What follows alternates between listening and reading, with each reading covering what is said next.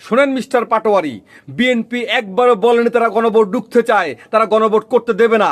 কিন্তু আপনারা গণভোটের নামে যেই পরিমাণ বিশৃঙ্খলা করছেন, আপনারা গণভোটের নামে এই বাংলাদেশকে যেভাবে অস্থিতিশীল করছেন, এর দায় আপনাদেরকেও নিতে হবে। আপনারা কি ভেবেছেন? আপনারা কি ভেবেছেন যে আপনারা সবকিছু হয়ে গেছেন, সবকিছু আপনারা পেয়ে গেছেন, সব ক্ষমতা আপনাদের হাতে চলে গেছে? মোটেও না। আজকে বাংলাদেশের কি পরিস্থিতি সেটা আপনারা দেখতে পাচ্ছেন না? সারা বাংলাদেশ আজকে যেভাবে নৈরাজ্য হচ্ছে, সারা বাংলাদেশ আজকে যেভাবে অগ্নিসংযোগ হচ্ছে, এর দায় আপনাদেরকে নিতে হবে। একমাত্র এই বাংলাদেশে এখন বিএনপি চায় যে বাংলাদেশে একটি নির্বাচন হোক। বিএনপি তো একবার বলেনি যে তারা শুধু এককভাবে তারা নির্বাচন করবে।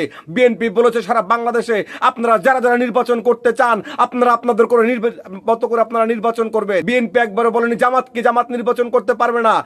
কজন মানুষ জানে যে গণভোট কি জন্য হচ্ছে? কজন মানুষ জানে যে গণভোটের বিস্তারিত কি?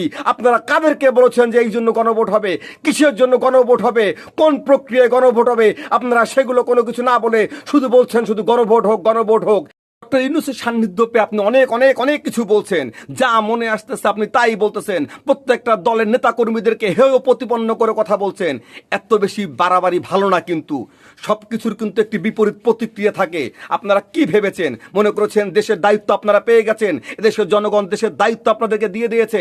আপনারা একটি বড় ভুল করেছেন, জামাতের সঙ্গে ঐক্য করে আবার আপনারা 8 দলের জামাত ইসলামের যে 8 দল তাদের সঙ্গে আপনারা মিশেছেন। এদেশের মানুষ কিন্তু সব দেখে। 71-এর পরাজিত শক্তিকেই বাংলাদেশের মানুষ কোনো দিন মেনে নেবে না। জামাত ইসলামের লোক কোথায় ছিল এই গত 16 বছর? আওয়ামী লীগের নেতা কর্মীরা যেসব অন্যায় করেছে, অত্যাচার করেছে, জামাত ইসলাম কোথায় ছিল? ইন্দুরের গর্তের মধ্যে লুকিয়েছিল। যদি প্রতিবাদ কেউ করে, একমাত্র বিএনপি করেছে। 16 বছর বিভিন্ন রকম হামলা মামলা শিকার হয়েছে, গুম হয়েছে, হত্যা করেছে বিএনপির লোকদেরকে। আর কাউকে খুঁজে পাওয়া যায়নি। আপনি বিএনপির নামে যা ইচ্ছা আপনি তাই বলছেন। আপনার কাছে কি মনে হয় বিএনপি কি জলে ভাসা একটি দল নাকি? এই মুহূর্তে বাংলাদেশের সবচেয়ে বৃহত্তর রাজনৈতিক দল ফোকাসে আছে বিএনপি। জামাত ইসলামকে বলবো আপনারাও কিন্তু অনেক বেশি বাড়াবাড়ি করতেছেন।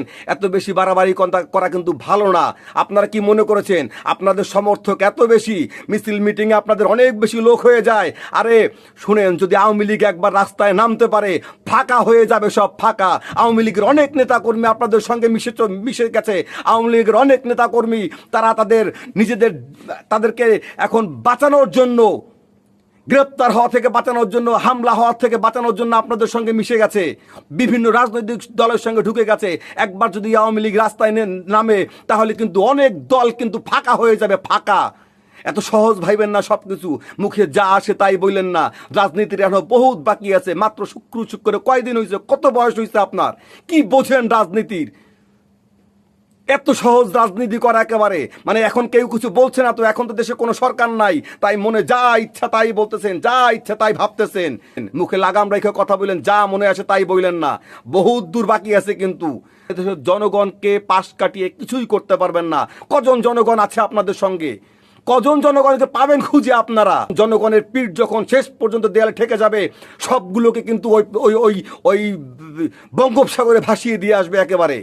দেশের বিরুদ্ধে যে কথা বলবেন, দেশকে অস্থিতিশীল করার জন্য যে কথা বলবেন, এই জনগণ তাদেরকেই প্রতিহত করবে, মনে রাখেন আপনারা।